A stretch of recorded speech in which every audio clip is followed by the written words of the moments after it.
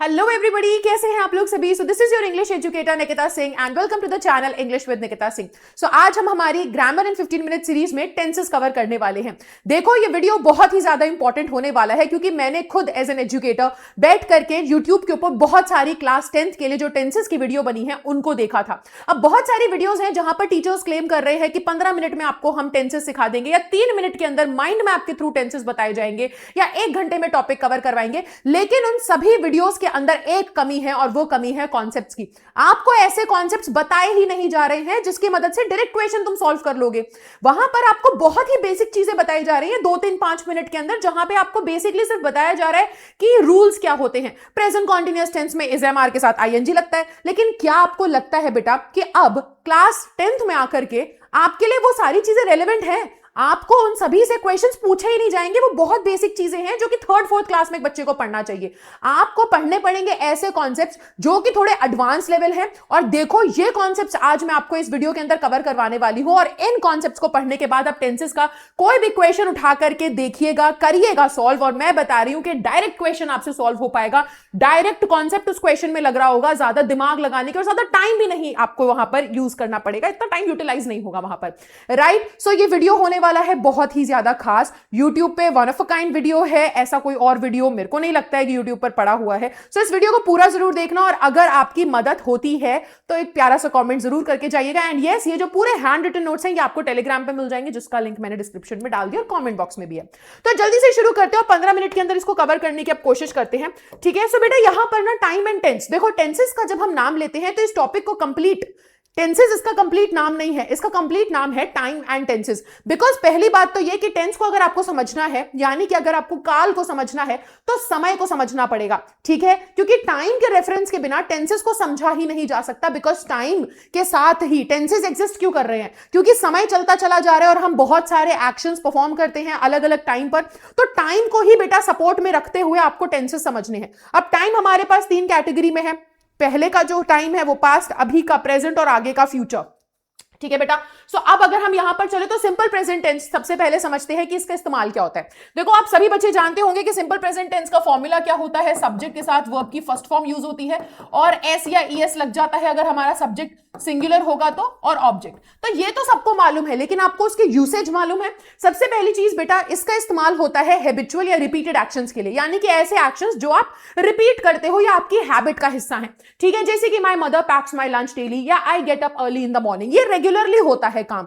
इसलिए आपने यहां पर देखो वर्ब की फर्स्ट फॉर्म, क्योंकि माय मदर सिंगुलर सब्जेक्ट है तो आपने पैक्स बोला, आए तो उस हिसाब से गेट लग गया, वर्ब की फर्स्ट फॉर्म लगी। एंड दूसरा हम यूज करते हैं सिंपल प्रेजेंट टेंस का यूनिवर्सल फैक्ट बताने के लिए, यानी कि कोई भी ऐसा फैक्ट जो कि सच था, सच है और सच रहेगा। अब यहां पे आपके सामने क्वेश्चन है कि people in ancient time believed that the sun revolves around the earth. अब ये सेंटेंस आपको एकदम सही लग रहा होगा, लेकिन इस सेंटेंस के अंदर एक मिस्टेक है। एंड वो पता है मिस्टेक क्या है? कि पुराने समय में पीपल इन एंशिएंट टाइम्स हम यहां पे बोल सकते हैं, ठीक है, बिलीव्ड दैट, अब वो माना करते थे कि सन जो है वो रिवॉल्व करता है अर्थ के आसपास। लेकिन ये बात तो यूनिवर्सल फैक्ट है ही नहीं, क्योंकि ये सन रिवॉल्व नहीं करता अर्थ के आसपास, बल्कि अर्थ जो है वो सूरज के चक्कर लगाती है। तो ये बात वो पहले माना करते थे और जो बात वो मानते थे वो यूनिवर्सल फैक्ट है ही नहीं। अगर यहां लिखा होता कि अर्थ रिवॉल्व्स अराउंड द सन, तो बेटा हम इसको क्या करते, रिवॉल्व्स रहने देते, वर्ब की फर्स्ट फॉर्म में रहने देते। बट क्योंकि ये जो फैक्ट है ये एक ऐसी गलतफहमी है जिसका वो शिकार पहले थे, पुराने लोग मानते थे कि सूरज चक्कर लगाता है पृथ्वी के, बट क्योंकि ये बात सच नहीं है तो इसलिए यहां पर रिवॉल्व्स नहीं रिवॉल्व्ड आ जाना चाहिए। तो ऐसे ही आपको क्वेश्चंस आते हैं एग्जाम में जहां पे यूनिवर्सल फैक्ट्स को आपको चेक करना पड़ेगा। अगर वो यूनिवर्सल फैक्ट है तो ही वो सिंपल प्रेजेंट टेंस में लिखा जाएगा। अब आगे बेटा आपके लिए मैंने कुछ वर्ड्स बताए हैं, ये सभी वर्ड्स अगर आपको सेंटेंस में नजर आ जाते हैं तो आप कट टू कट एकदम समझ जाइएगा कि वहां पर फर्स्ट फॉर्म लगना चाहिए वर्ब का, क्योंकि वो एक हैबिचुअल एक्शन है। तो ये सारे वर्ड्स ना एक्चुअल में टाइम को डिनोट करते हैं। ये सारे वर्ड्स आपको बताते हैं कि कोई भी काम आपके रेपिटेशन में है या फिर हैबिट का हिस्सा है। तो every day, every night, every morning, every week, every year या every month, daily, seldom, never, occasionally, frequently, often, usually, generally, once a week, once a day, twice a day, once a month, once a year या फिर twice या thrice, अगर ऐसा कुछ लिखा आ जाए तो आपको सेंटेंस में देखते ही इन शब्दों को समझ में आ जाना चाहिए कि वो सिंपल प्रेजेंट टेंस में लिखा जाएगा। अब ये कॉन्सेप्ट बच्चों को मालूम ही नहीं है, ये ट्रिक्स बच्चों को मालूम ही नहीं है, और वो फालतू की इतनी सारी ट्रिक्स लर्न कर रहे हैं। ये ट्रिक से सीधा क्वेश्चन लगेगा आप लोगों का, राइट। अब नेक्स्ट हम देखें तो हमारे पास आता है एक ऑलवेज का कॉन्सेप्ट। बेटा ऑलवेज का मतलब होता है हमेशा, लेकिन ये दो तरीके का सेंस देता है। ऑलवेज कभी कभार हैबिट भी बताता है, तो जब वो हैबिट बताएगा तो सिंपल प्रेजेंट टेंस यानी कि वर्ब की फर्स्ट फॉर्म में लिखा जाएगा। लेकिन ऑलवेज अगर आपको एक इरिटेशन या फ्रस्ट्रेशन का फीलिंग दे रहा है, तब वो प्रेजेंट कॉन्टिन्यूअस टेंस यानी कि इज एम आर के साथ आईएनजी वाले टेंस में लिखा जाएगा। ठीक है, जैसे कि अगर मैं आपके सामने बोलूं कि he always brings flowers for me whenever he come to visit, तो या whenever he comes to visit, तो यहां पर इसका सेंस क्या बन रहा है कि वो जब भी मेरे से मिलने आता है हमेशा फूल लेकर के आता है, तो वो एक हैबिट है। तो हैबिट है तो he always ब्रिंग्स, मैंने बोला वर्ब की फर्स्ट फॉर्म लगाई। लेकिन वहीं पर अगर किसी चीज की इरिटेशन है कि यार नहीं वो हमेशा ही कंप्लेन करता रहता है अपने बॉस के बारे में, तो he is always complaining about his boss या कंप्लेनिंग अबाउट हिज जॉब, तो यहां पर हम ऑलवेज का इस्तेमाल करके एक इरिटेशन बता रहे हैं कि यार हम तो परेशान हो गए हैं उसकी किटकिट सुन करके, तो हमने इज ऑलवेज कंप्लेनिंग का इस्तेमाल किया यहां पर प्रेजेंट कॉन्टिन्यूअस टेंस का। तो ये एक बहुत इंपॉर्टेंट कॉन्सेप्ट है जो कि आपको ध्यान में रखना पड़ेगा।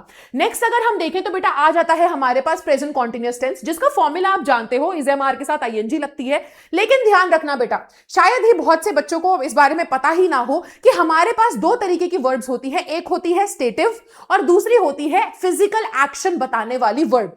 तो जो वर्ब्स स्टेटिव वर्ब्स होती हैं उनको कभी भी कॉन्टिन्यूअस टेंस में नहीं लिखा जाता, राइट। जैसे कि आपको अब देखो कैसे पता चलेगा कौन सी वर्ब स्टेटिव है? बेटा कोई ऐसी वर्ब जिसके अंदर आपको सिर्फ इंफॉर्मेशन मिल रही है, कोई फिजिकल एक्शन नहीं हो रहा।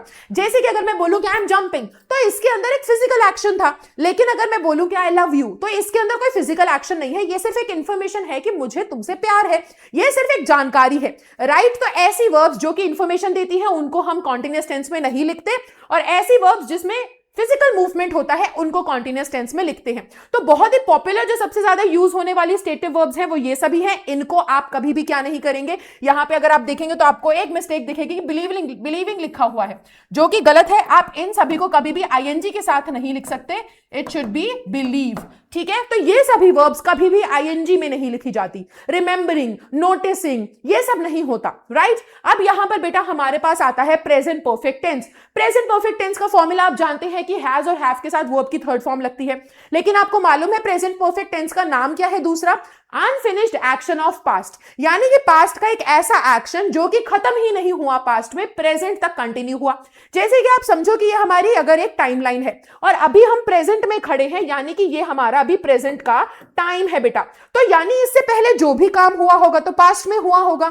अब सोचो कि कोई एक स्टूडेंट था जो मेरे से सुबह के 10 बजे 10 AM पर मिलने आया था, फिर 11 भी बजे थे दोपहर में, सुबह के 11 भी बजे थे, और अब दोपहर के 3 बज रहे हैं। तो बेटा यानी कि अब आप देखेंगे तो प्रेजेंट में अभी 3 PM का टाइम है और आगे जो भी होगा वो तो फ्यूचर होगा।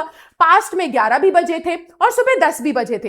अब कोई एक स्टूडेंट अगर मेरे से सुबह 10 बजे मिलने आया एंड वो इंतजार करता रहा 3 बजे तक कि निकिता मैम जब फ्री होंगी तो मैं उनसे मिलूंगा, तो यहां पर बेटा एक एक्शन जो कि पास्ट में स्टार्ट तो हुआ था, कौन सा एक्शन? मीट, यानी कि वो मिलने आया था मेरे से, ये एक्शन पास्ट में बिगिन तो हुआ था, 10 AM पे शुरू तो हुआ था, लेकिन क्या वो बच्चा वापस चला गया मेरे से बिना मिले? नहीं बेटा, वो ऐसा एक्शन है जो कि फिनिश नहीं हुआ पास्ट में, बल्कि कंटिन्यू हुआ, और कंटिन्यू होते होते तक मेरे प्रेजेंट तक उसका असर पड़ा। क्योंकि जैसे ही 3 बजे मैं फ्री हुई तो किसी ने मुझे बोला कि ma'am your student has come to meet you.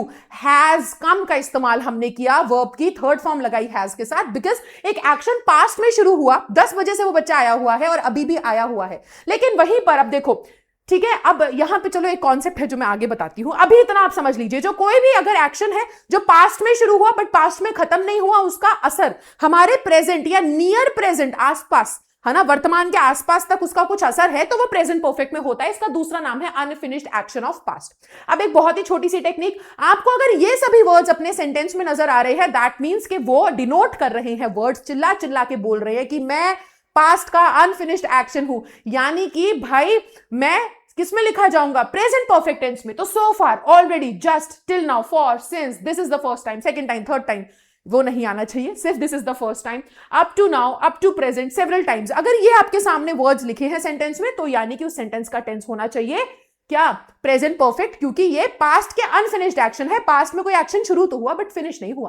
अब आगे आ जाते हैं हम, तो आपके सामने ये दो क्वेश्चंस हैं, अब इनका आप आंसर इजीली कर पाएंगे। वीडियो को पॉज कीजिए और आंसर कीजिए जल्दी से, ठीक है बेटा। अब यहां लिखा है I never saw this movie so far. अब अगर कोई बच्चा जो कि सिर्फ और सिर्फ बाकी वीडियोस को देख करके सिर्फ इजएमआर, आईएनजी ये सब फॉर्मूला लर्न करके गया है, तो वो कभी इसका आंसर नहीं कर पाएगा। लेकिन आप सभी क्योंकि ये वीडियो देख रहे हो, तो यू नो कि यहां पर सो फार लिखा है और ये हमें हिंट दे रहा है कि अनफिनिश्ड एक्शन है पास्ट का, यानी कि अभी तक मैंने ऐसी कोई मूवी देखी ही नहीं थी, तो ना देखने का काम पास्ट से पता नहीं कब से मैंने ऐसी मूवी नहीं देखी और अभी तक जाकर के अब देख ली है।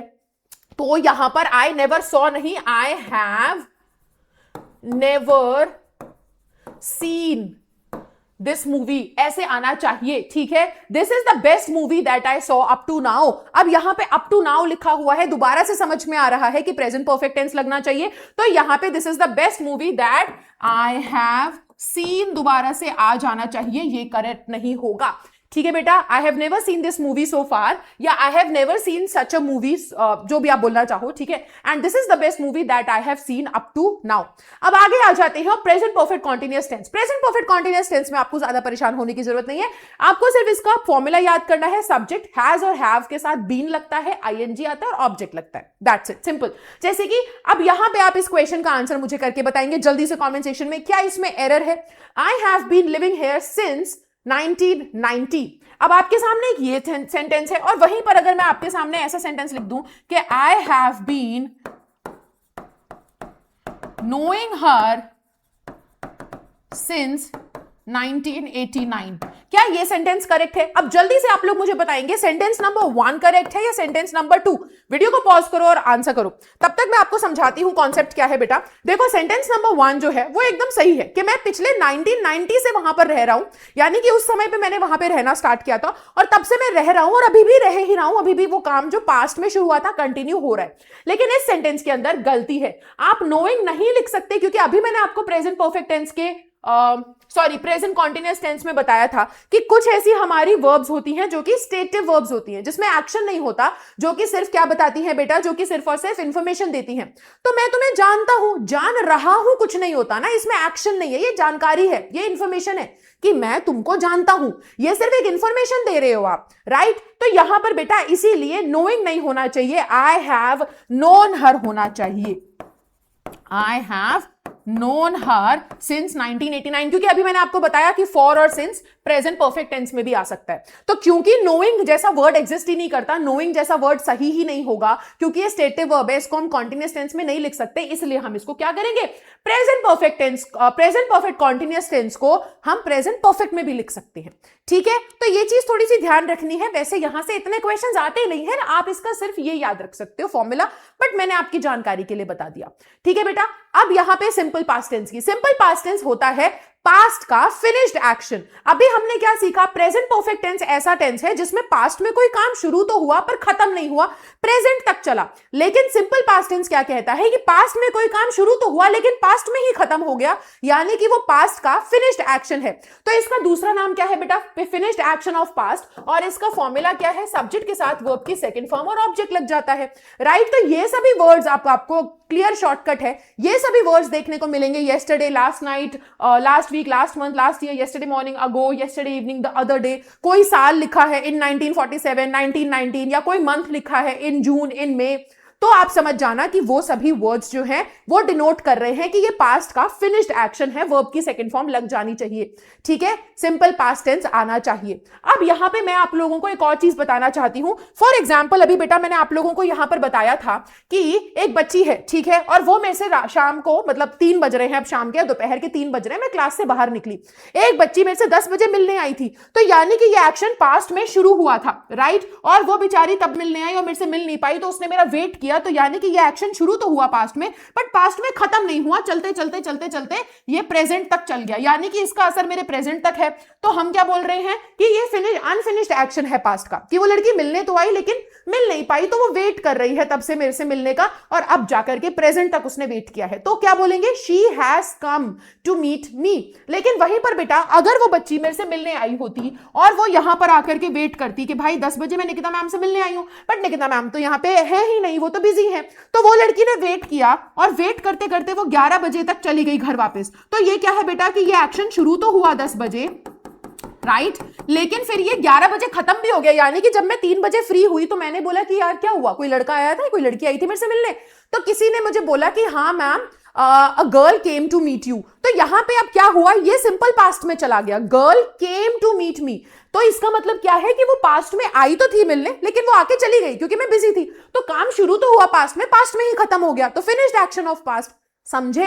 चलो अब यहां पर आगे आ जाते हैं। अब फिनिश्ड, ये जो सिंपल पास्ट टेंस है उसका इस्तेमाल सीक्वेंस बताने के लिए भी होता है। यानी कि कोई काम एक के बाद एक के बाद एक के बाद एक के बाद एक हुआ है, सीक्वेंस में हुआ है, तो सिंपल पास्ट टेंस आएगा। जैसे I woke up at 6 AM, I brushed my teeth and went to school. तो ये चीजें एक के बाद एक हुई है, तो सेकंड फॉर्म यूज हो रही है। वैसे ही बेटा पास्ट हैबिट्स बताने का भी मतलब हम पास्ट की हैबिट्स बताते हैं, लेकिन वहां पे V2 यानी कि वर्ब की सेकंड फॉर्म यूज नहीं करते, यूज टू के साथ वर्ब की फर्स्ट फॉर्म लगा देते हैं। जैसे I use to wake up at 6 AM in the morning, मैं उठा करती थी, ठीक है। अब दूसरा मैं आपके सामने आ जाती हूं पास्ट कॉन्टिन्यूअस लेकर के। अब ये पास्ट कॉन्टिन्यूअस टेंस क्या बताता है बेटा, वॉज वर्ब के साथ ING आना चाहिए। पास्ट कॉन्टिन्यूअस टेंस का इस्तेमाल तब होता है जब पास्ट में दो एक्शन एक साथ हो रहे थे, पैरेलल चल रहे थे एक्शंस, ठीक है, एक साथ, एक टाइम पे ये हो रहा था तो उसी टाइम पे ये भी हो रहा था। तो दो एक्शंस अगर एक साथ हो रहे थे पास्ट में, तो फिर दोनों एक्शन पास्ट कॉन्टिन्यूअस में आते हैं। जैसे कि I was sleeping while my brother was studying, ये दोनों काम पास्ट में एक साथ हो रहे थे, जब मैं सो रही थी तो मेरा भाई पढ़ रहा था। अब दूसरा बेटा होता क्या है कि हाँ, तो दूसरा यहां पर क्या होता है कि अगर हम, है ना, फॉर एग्जाम्पल मैं यहां पर लिख देती हूं जल्दी से।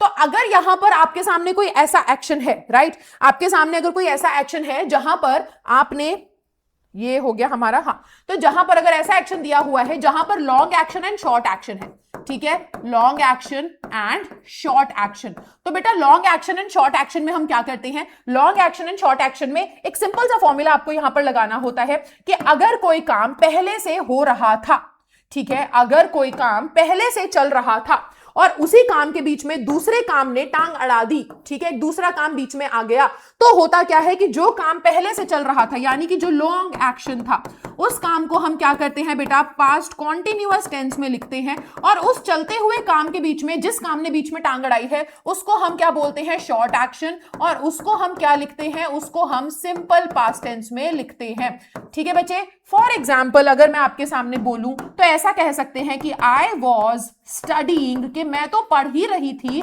When my father entered the room, तभी मेरे पापा रूम में आ गए।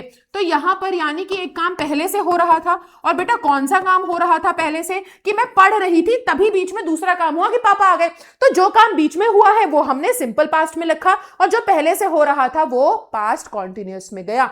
अब दूसरा हमारे पास आ जाता है बेटा यहां पर क्या, दूसरा हमारे पास यहां पर जो टेंस आ जाता है वो है आपका टेंस नंबर 7, राइट, वो है आपका टेंस नंबर 7, और उस टेंस को हम बोलेंगे पास्ट परफेक्ट टेंस। सो अब ये पास्ट परफेक्ट टेंस क्या कहता है, पास्ट परफेक्ट टेंस बोलता है, इसका दूसरा नाम है बेटा पास्ट ऑफ पास्ट, राइट।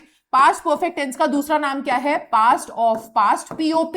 अब ये कॉन्सेप्ट्स मैं पहले ही बता रही हूं, तुम्हें कहीं पर भी यूट्यूब पे देखने को नहीं मिलेंगे, मतलब कि जिस तरीके से मैं बता रही हूं, ठीक है, ये POP और ये सारे टर्म्स तुम्हें कहीं भी देखने को नहीं मिलेंगे। तो अगर आप किसी टीचर को सुन भी लेते हो ना कि अरे ये मैम भी POP यूज कर रहे हैं, तो समझ जाना कि शायद उन्होंने मेरी वीडियो देखी है, बिकॉज ये मैंने खुद ही बनाए हैं भाई, सीधी सी बात बता रही हूँ। देखो है ना, ये है, ऐसा नहीं है कि कॉन्सेप्ट नहीं है, ये तो तब से है कॉन्सेप्ट जब से अंग्रेजी भाषा बनी थी, लेकिन इन कॉन्सेप्ट को ऐसे सिखाने का जो तरीका है वो मेरा अपना है।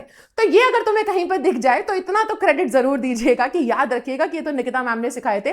सो POP क्या बोलता है, तुम्हें केमिस्ट्री में POP सीखते हो, लेकिन ये है हमारा इंग्लिश का POP, पास्ट ऑफ पास्ट। यानी कि अब हम यहां पर ऐसा बोल रहे हैं कि अगर आपके सामने एक टाइमलाइन है और इस टाइमलाइन में बेटा आपके साथ अगर सोचो कि ये आप अभी प्रेजेंट का टाइम है, प्रेजेंट का टाइम है, लेकिन पास्ट में अगर कुछ चीजें हुई, पास्ट में नंबर ऑफ एक्शंस हुए, पास्ट में एक ऐसा हुआ था कि सुबह 10 बजे थे, है ना, जैसे अभी अगर दोपहर के 3 बज रहे हैं तो सुबह 10 भी बजे थे, और कल भी रात हुई थी, कल रात के यानी कि येस्टरडे नाइट या लास्ट नाइट जो भी हम बोलेंगे, तो आप यहां लिख सकते हो कि येस्टरडे नाइट रात के 12 भी बजे थे।